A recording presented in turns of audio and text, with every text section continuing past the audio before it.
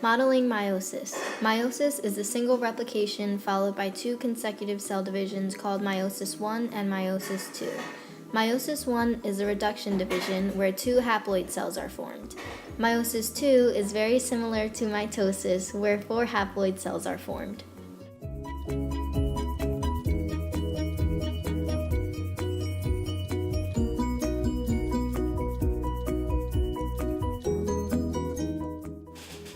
Prior to the two divisions of meiosis, the cell undergoes interphase, in which chromosomes replicate during S phase. Each replicated chromosome consists of two genetically identical sister chromatids connected at the centromere.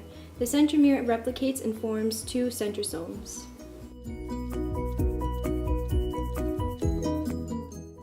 In meiosis I, the first step is prophase I. Homologous chromosomes pair up to form a tetrad. These duplicated homologous chromosomes undergo crossing over in which they are held together. Also, the spindle microtubules break down the nuclear envelope and the kinetochores to each homolog attached to microtubules and move toward the metaphase plate. In metaphase I, the pairs of homologous chromosomes, now as tetrads, line up at the metaphase plate. Both chromatids of a homologue are attached to kinetochore microtubules from one pole as well as from the opposite pole.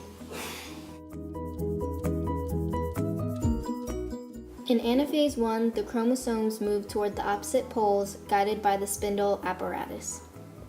In telophase I, each half of the cell has a complete haploid set of chromosomes, but each chromosome is still composed of two sister chromatids. Cytokinesis, the division of the cytoplasm, occurs and a cleavage furrow develops, resulting in two haploid daughter cells.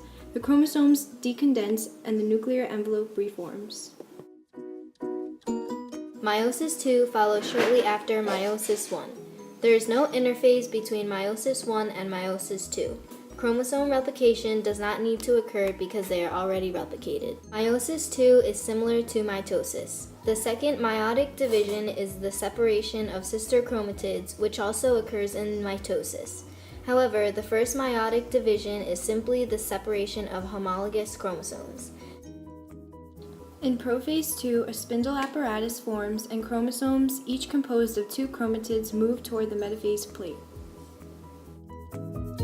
In phase II, the spindle fibers guide the chromosomes to line up yet again at the metaphase plate, as in mitosis. In anaphase II, the centromeres of each chromosome separate and the sister chromatids come apart. The sister chromatids now move as two individual chromosomes towards opposite poles. Finally, in telophase II, nuclei form and the chromosomes begin decondensing as cytokinesis occurs.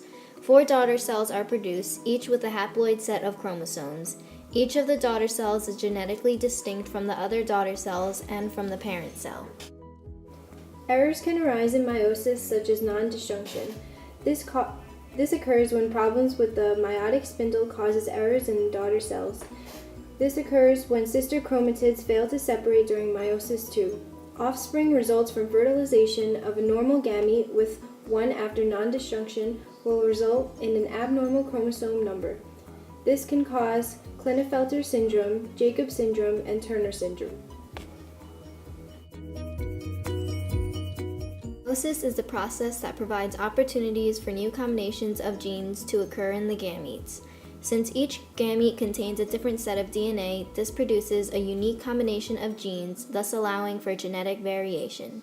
Genetic diversity mainly arises from independent assortment and crossing over, in which crossing over moves sections of DNA between homologous chromosomes and allows for independent assortment.